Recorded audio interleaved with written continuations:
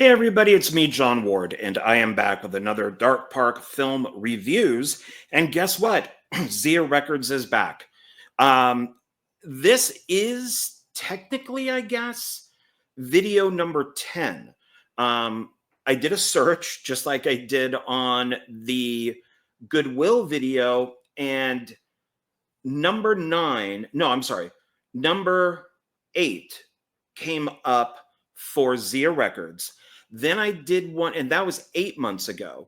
And then I did one 5 months ago called The Last Zia Records Video. And I didn't number that one. So I guess there'd be 8. The Last Zia Records Video would be 9. And then this is number 10. So kind of Zia Records is back.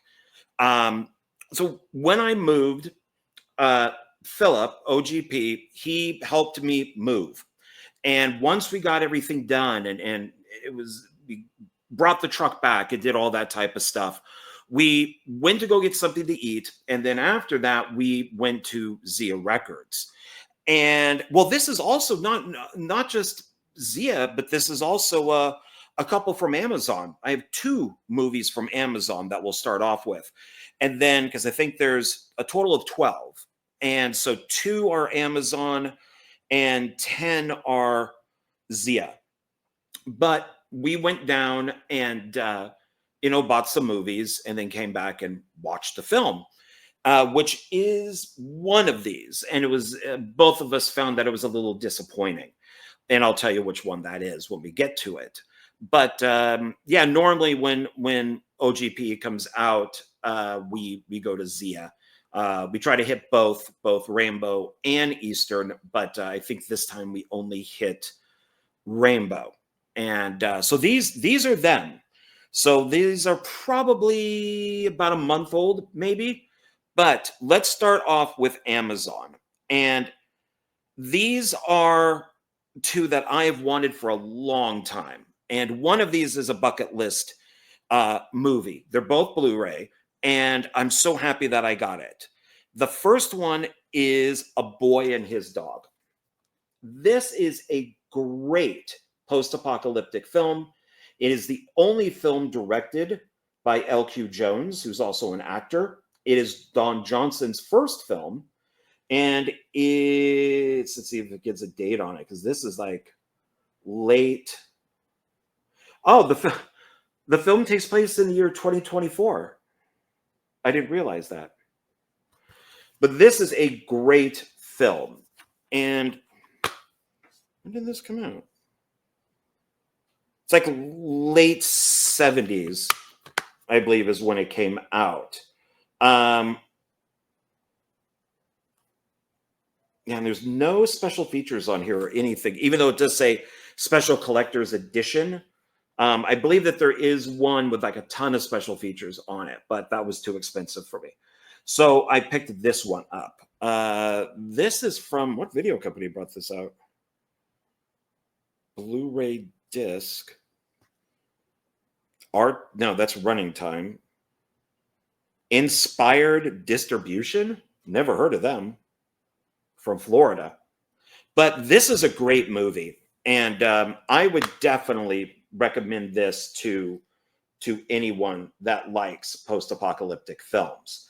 Don Johnson plays like an 18-year-old, and he has this dog that can talk to him telepathically. And it's a really interesting film. It's kind of hard to describe it a little bit. It's based on a Harlan Ellison story. And, of course, he always has stuff to bitch about, when movies came out that were based on his works. But let me just see here. The year in which A Boy and His Dog takes place is 2024. A few survivors who remain above ground must forage and fight for the remaining food, clean water, clothes, weapons, ammunition, and women. Of these necessities, women are the rarest. Most survivors are male because while the males were off fighting in the wars, their enemies bombed and destroyed their homes. Among these survivors, it has become a rule of dog eat dog. The main character, Vic, played by Don Johnson in the film, is an 18-year-old boy, 15 years old in the novella, born in the ruins of Phoenix, Arizona.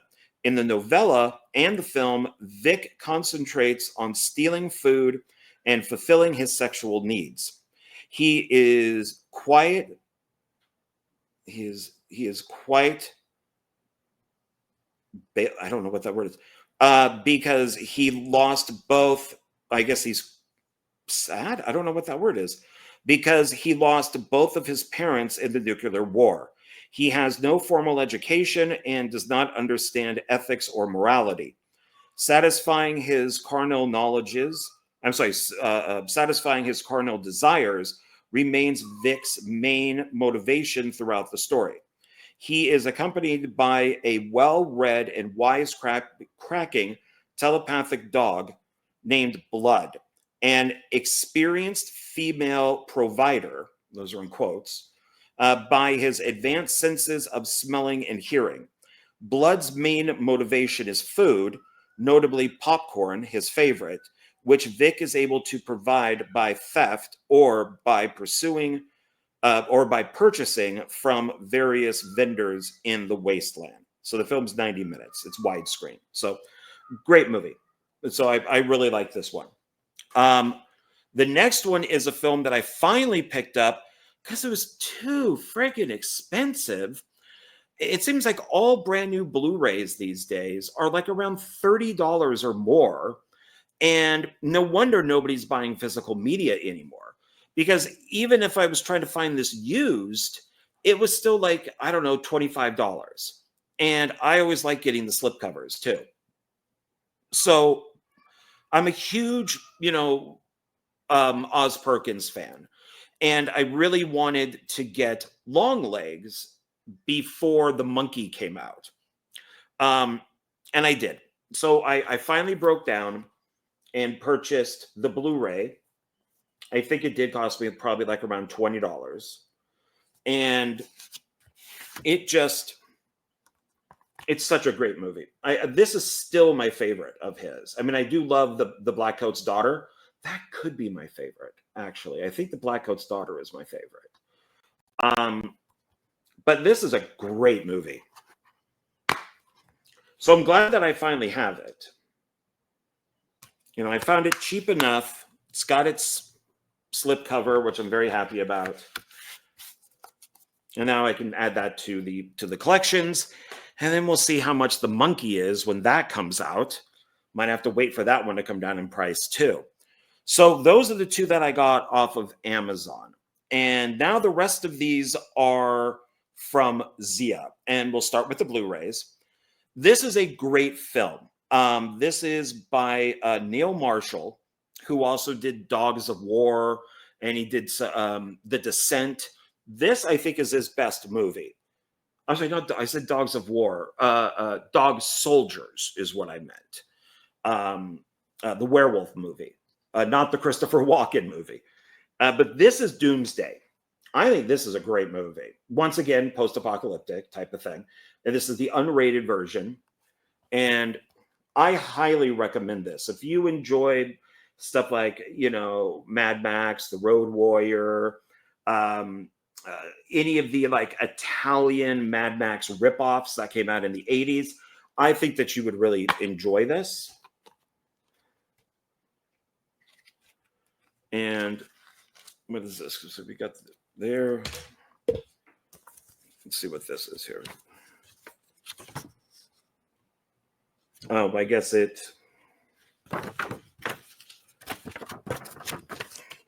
it's the Blu-ray user's guide.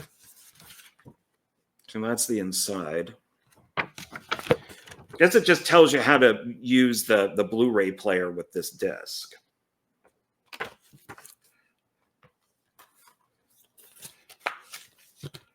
Because is this like a special disc? The perfect high-def movie experience. So,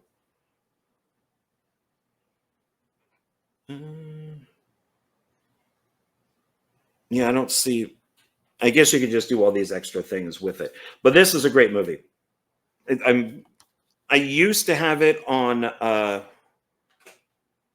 DVD, and I got rid of it for some reason. Probably I needed money, and sold it. So now I'm glad that I could actually get like a good Blu-ray of it. The next one is because I am a big Matthew Vaughn fan. So I picked up one that I should have picked up a long time ago, but that's Layer Cake. So this is what they say is the film that, you know, got Daniel Craig James Bond. I have not watched it yet.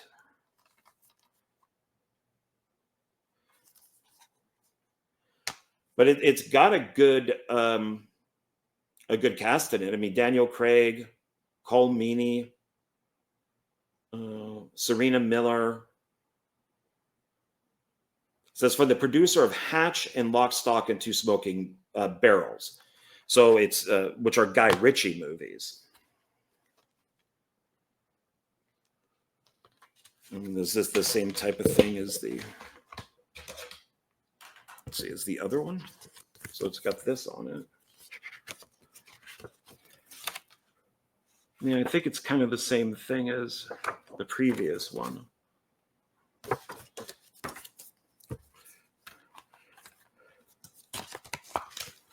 Yeah, because this is even Experience High Definition. So.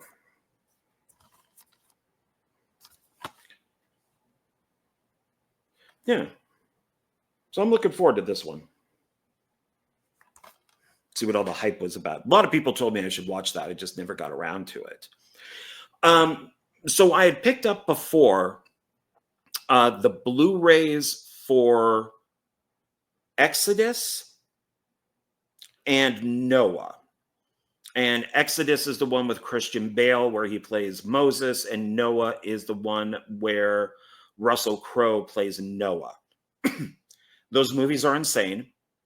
As an atheist, I love them. I think that they're great. I love like biblical movies, especially where they try to translate from the page of the Bible to the screen, and then you realize how crazy these things really are, like how crazy the Bible really is.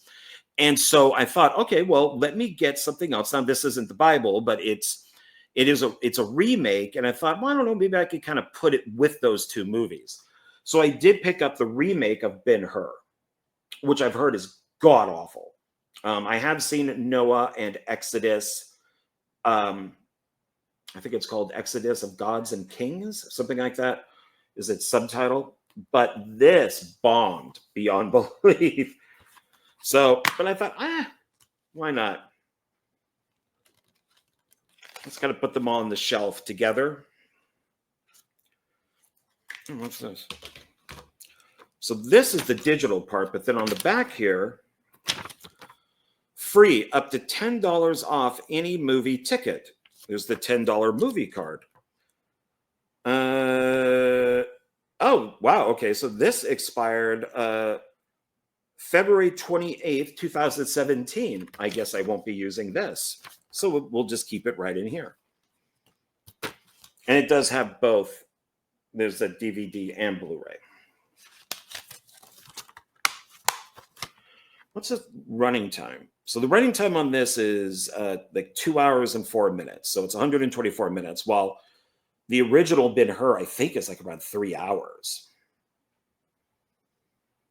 And Morgan Freeman is in this. I think he's really like the only person that, at least name-wise, that I recognize some of the actors, but I just don't know their names. Director I've never heard of. His last name is the length of the alphabet. So one day, I'm gonna sit myself. One day, I'll watch it. The rest of these are DVD. So I have the first one of these. I have Mask, so I figured I should pick up. And I'm collecting a lot of comic book movies. And so I picked up its sequel. So this is The Legend of Zorro, the first one being The Mask of Zorro. Would have been nice if they made a third, maybe The Sign of Zorro, because he does the Z. But this is the widescreen special edition. It's Antonio Banderas, Catherine Zeta-Jones.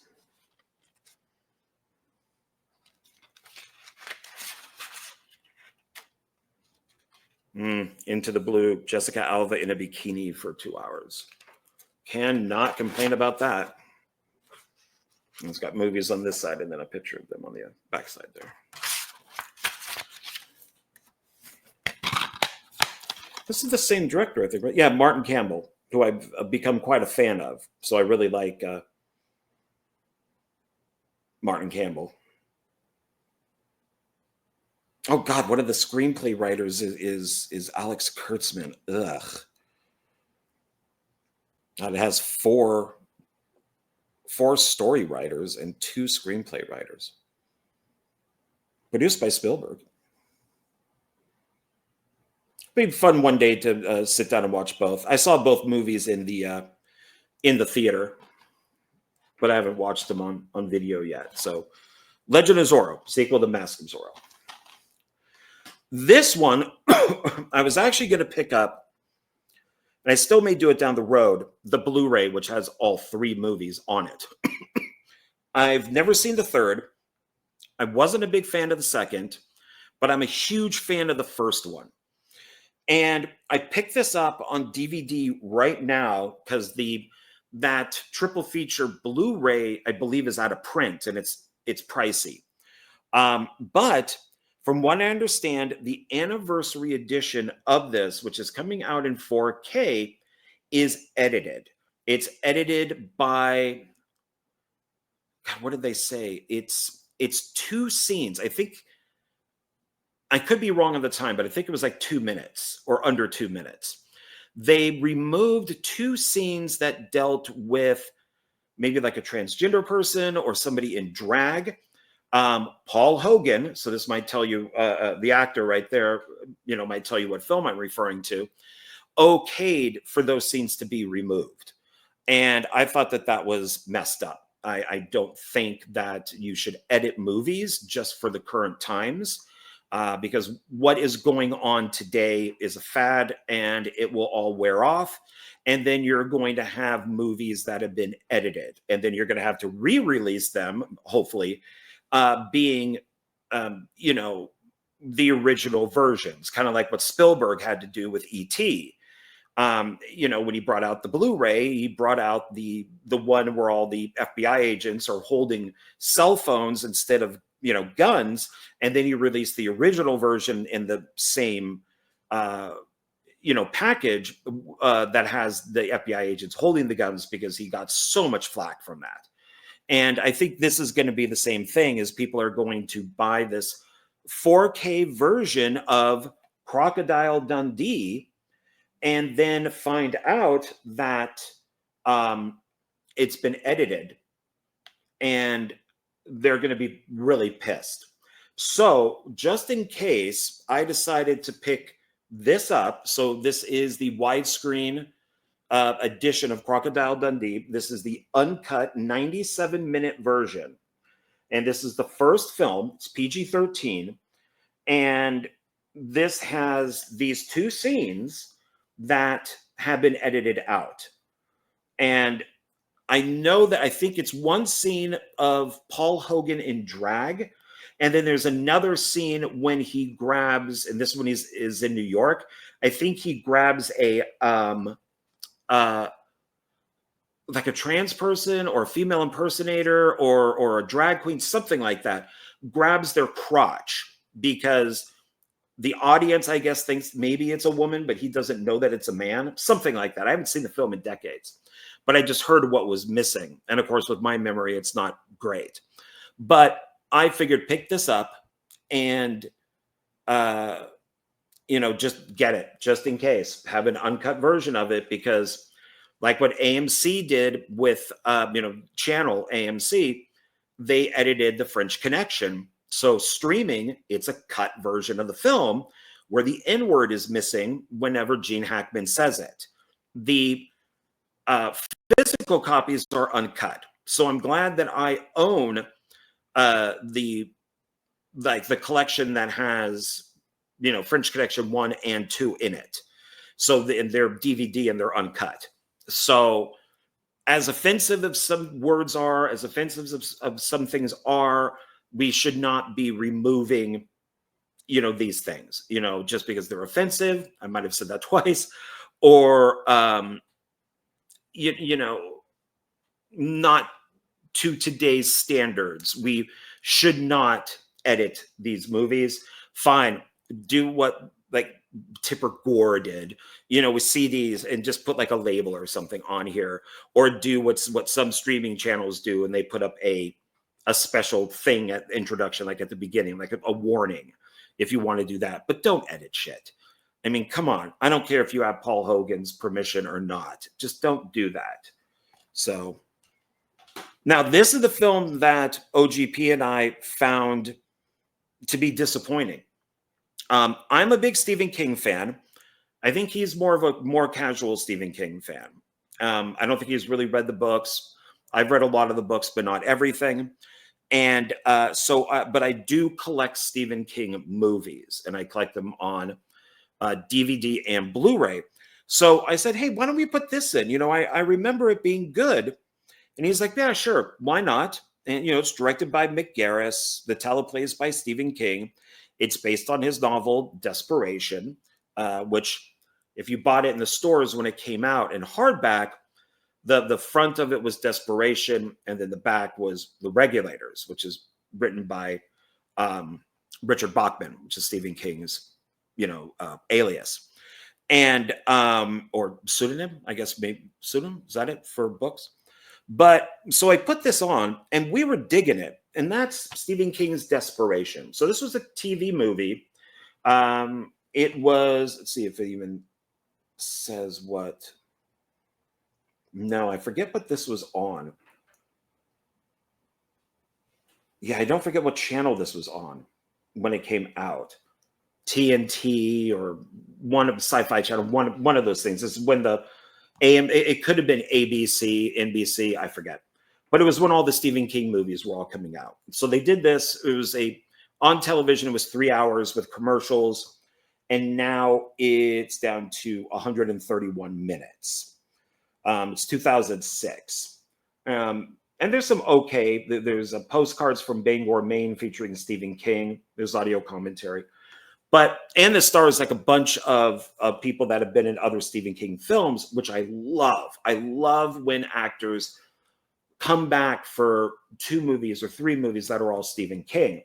So like this one has Tom Skerritt, who did The Dead Zone. Steven Weber, who did Shining miniseries. Annabeth Gish, I don't think she was in one. Charles Durning, I don't think he was in any. Henry Thomas, of course, who's in Dr. Sleep. Ron Perlman, he plays the bad cop. But it also has, I'm blanking on his name, but Max Headroom, the actor who played Max Headroom, was in Lawnmower Man. I'm sorry, Lawnmower Man 2. He was also in the original version of The Stand as Trash Can Man. So this has a plethora of old Stephen King actors coming back. The first hour of this, maybe more because of its length, was really good. The last part, so the first half was good and the second half was not. It was lacking. I don't know what it was. They got the first half right, and the second half just wasn't.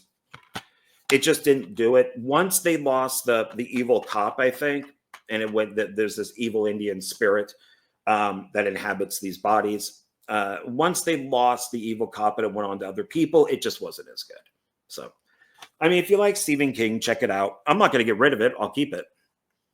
The next one is a show that I just discovered, and I don't know why.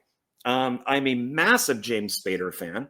I am a huge fan of Tough Turf, his first film. Massive fan of that movie. The New Kids, he's in Pretty in Pink. I mean, he's in a ton of stuff. And I saw this at Zia, and I thought, you know what? I should check it out, because I have picked up multiple first season like DVDs and things. And then I figured if I liked it, I would buy more or continue watching it streaming. So this is the Blacklist. This is the complete first season. Wow, is this great. I love this show. And now I'm continuing it on Netflix. And if it only had like 2 or 3 seasons, I would probably just buy them. Excuse me. But this thing went 10 seasons with like 22 episodes per season. And there's a spinoff. So it's like, so maybe I should buy each season and just watch it casually instead of paying for Netflix and watching 10 seasons and paying for it casually.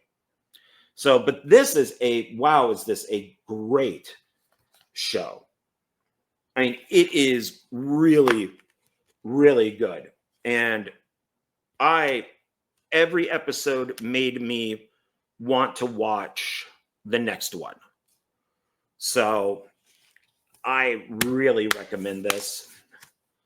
And there's some audio commentary. There's some behind the scenes. There is 22 episodes of Beyond the Blacklist. It's not rated.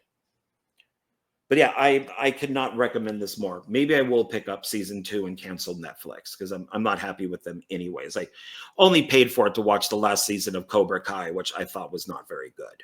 So basically from about season 5 and 6 for me were huge letdowns. So the next one is, actually I'm going to do them in this order.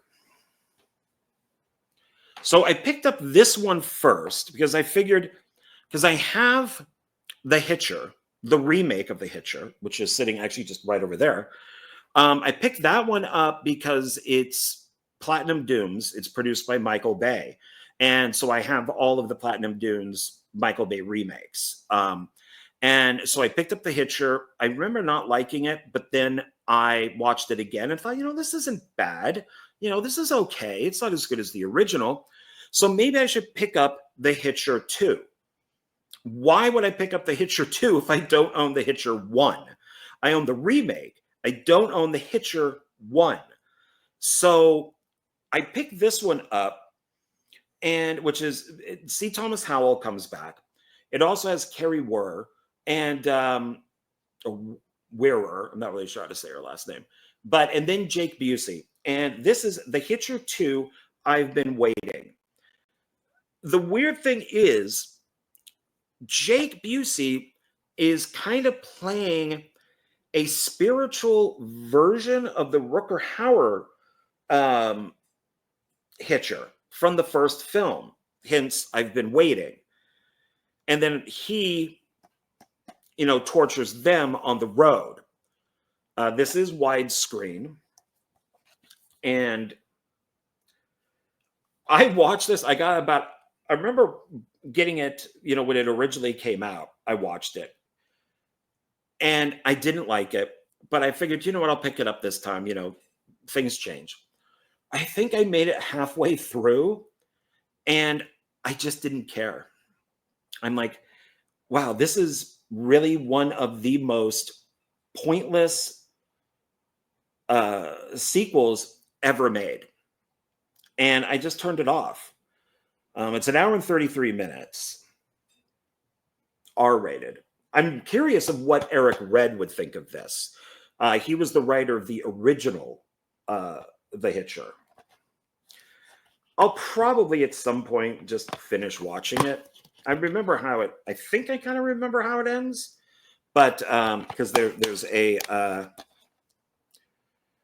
don't show it here, but it deals a lot with a plane.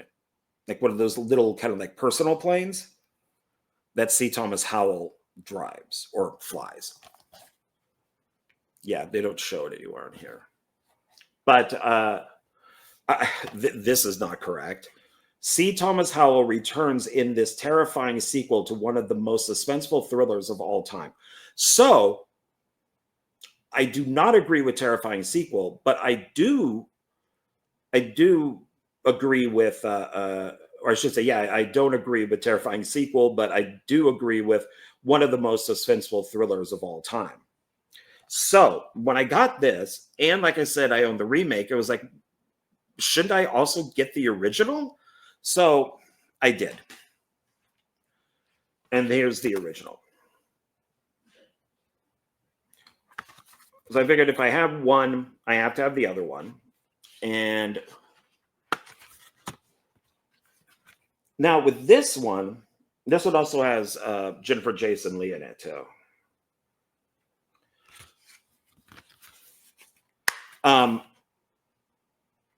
When I've gone to visit Philip, he told me, and unfortunately they took it down now. I don't think it's there anymore. But when I was driving back from his house, he told me, go this direction. You're going to go over a hill and you're going to see a truck stop.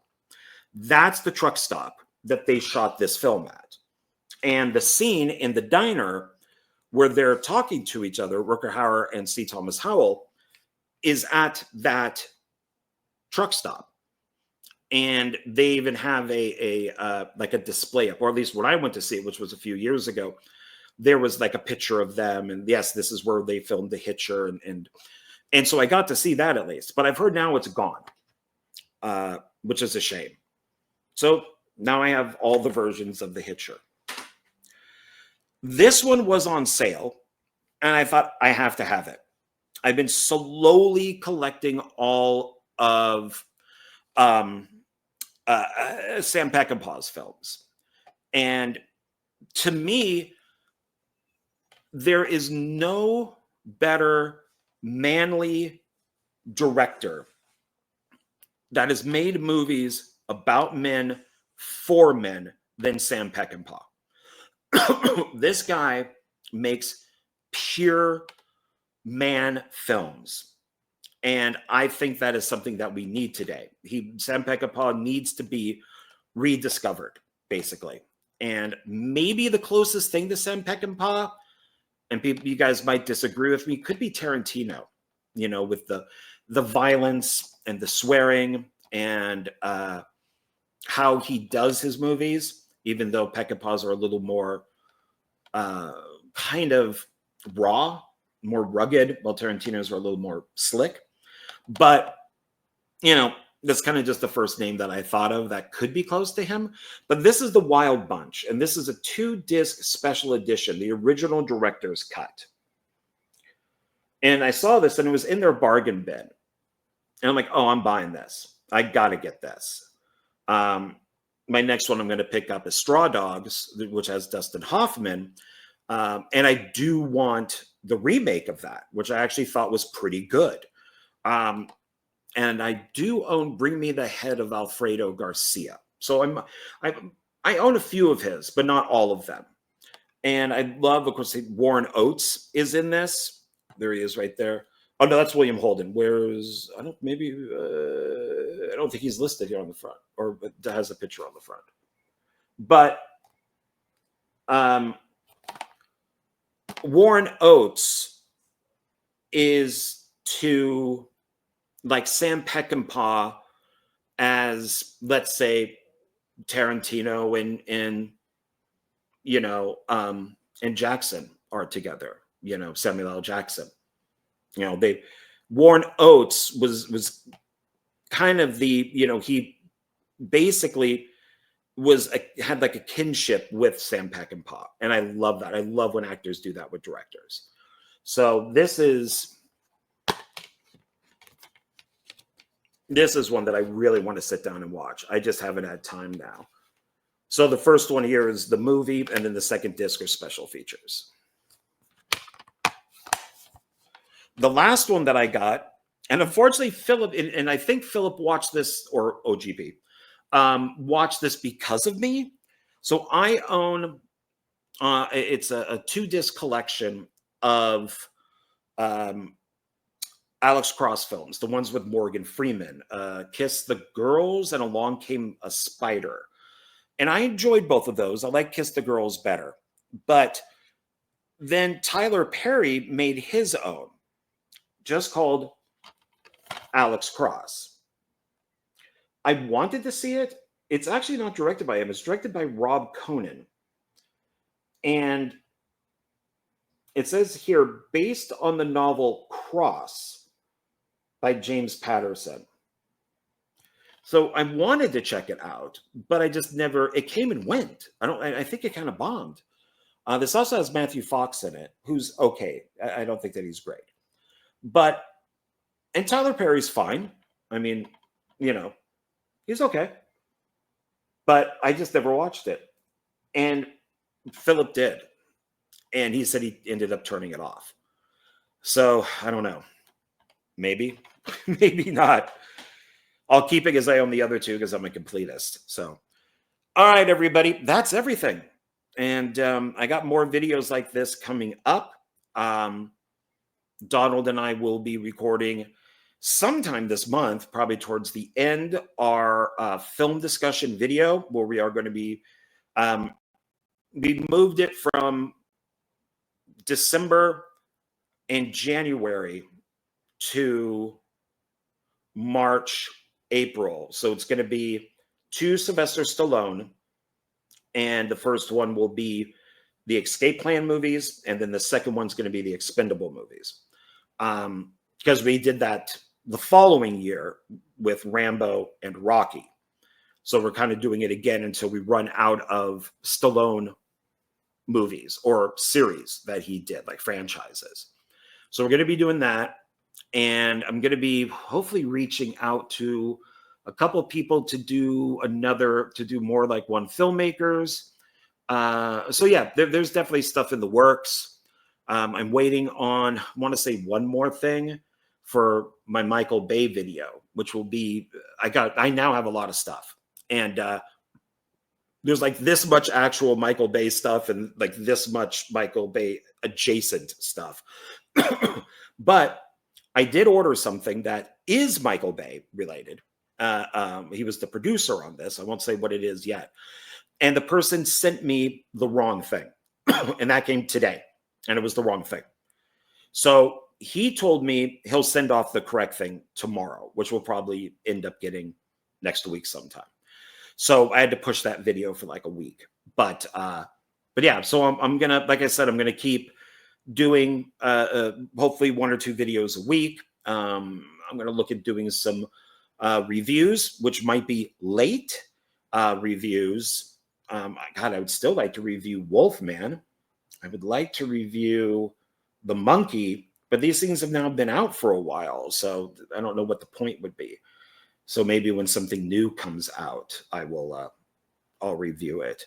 You know, maybe I'll review the new Snow White. Ugh. See if I can check that out on the high seas, if you know what I mean. So, all right, everybody. Thanks for watching. I really do appreciate it. And I will see you on the next video. Okay, bye.